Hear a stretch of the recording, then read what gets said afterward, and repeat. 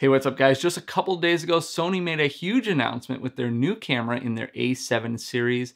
A lot of people were hoping it might be an A7S III, but in the end, like a lot of people expected, it ended up being the A7 III, and there were some mixed feelings about this announcement. But I think this is an awesome release for Sony, so I wanted to share why I'm not disappointed at all in this news and go over some of the big perks of the new A7 III.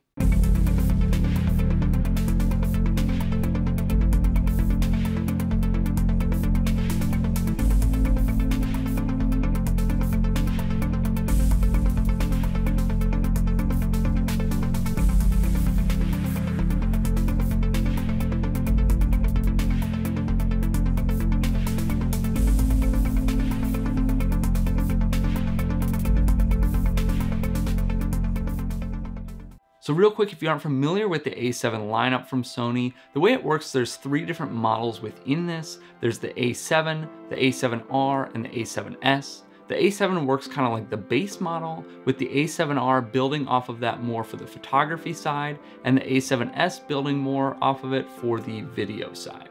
Now, in my opinion, this Sony A7 III announcement is actually a killer camera for both photo and video. So not only do I think a lot of Sony users who are already on that platform will upgrade both on the photo and video side, but quite honestly, I think if Canon does not kind of step up, create something that offers the same features in a similar price point, they're gonna actually lose a lot of customers over to the Sony side with this release. Now, if you are familiar with the lineup a little bit, a great way to think of this A7 III is like the A7R III, but with less megapixels and a much lower price point. The A7R III was a little more geared towards the photo side, but it was still an extremely capable camera for video as well. So let's dive into some of the big features of the A7 III. So first and foremost, it's a full frame sensor, which I prefer to shoot on. It's gonna shoot 4K resolution video up to 30 frames a second, and it's gonna do 1080 up to 120 frames a second. Not only that, but the 4K video is going to be a full 6K readout from the sensor downsampled to that 4K video, so it should look amazing. It's got touchscreen focus, eye autofocus, and a 693-point autofocus system, which is pretty insane. It's also gonna have 5-axis internal body stabilization, which is awesome. Now, I don't really recommend shooting handheld, but that's gonna help you on really anything, and quite frankly, you can shoot handheld to some extent with it. It's gonna give you a little bit of a smoother image. It also gives you some smaller upgrades that I think are still huge. It's going to have much longer battery life than, for example, the A7S II, which a lot of people kind of get on its case for that. It's also gonna have dual card SD slots, so no longer do you have to worry about, a card getting corrupt, because you can dual record on there, or you can have some extra storage as well. And one of the biggest improvements that I'm looking forward to is it is supposed to have a much better screen than like the A7S II again. Now, when I switched from Canon over to Sony, we bought an A6500 and an A7S II, and that's what we've used primarily. And the screen was my biggest adjustment. I can no longer tell for sure when I was in focus. I don't think the colors were accurate on the screen. They were kind of green always. So I'm very excited and very hopeful that they will actually come through on this and have an awesome screen on the back of this camera. Now, I mentioned that the A7 is sort of this base model in the 7 series from Sony.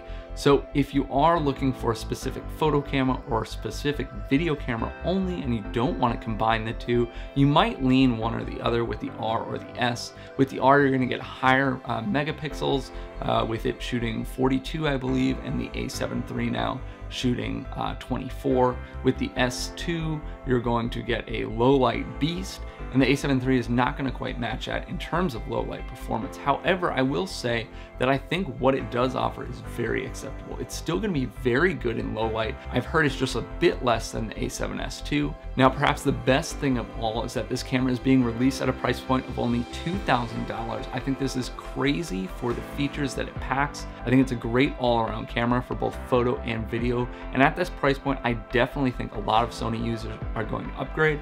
And I also think they're going to poach a lot of users who are on other camera platforms.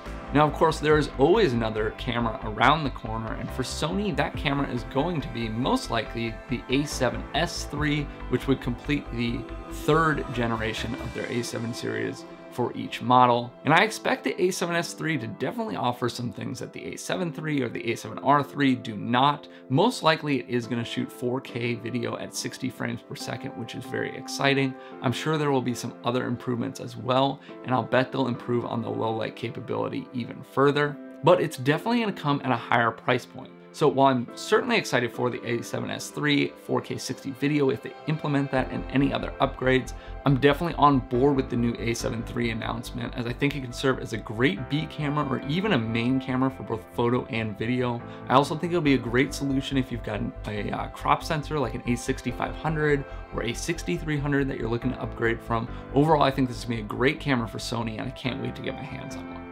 So those are my thoughts on the A7 III announcement and why I think it is a great announcement for Sony. I would love to hear your guys' thoughts if you're planning on upgrading, if you're holding out, why you like it, why you don't like it. I know I listed a bunch of my favorite things, but I'd also love to hear yours and what you're most excited for with this new camera. And as always, I'd love for you to hit that like button, comment down below, and subscribe for more videos. Thanks.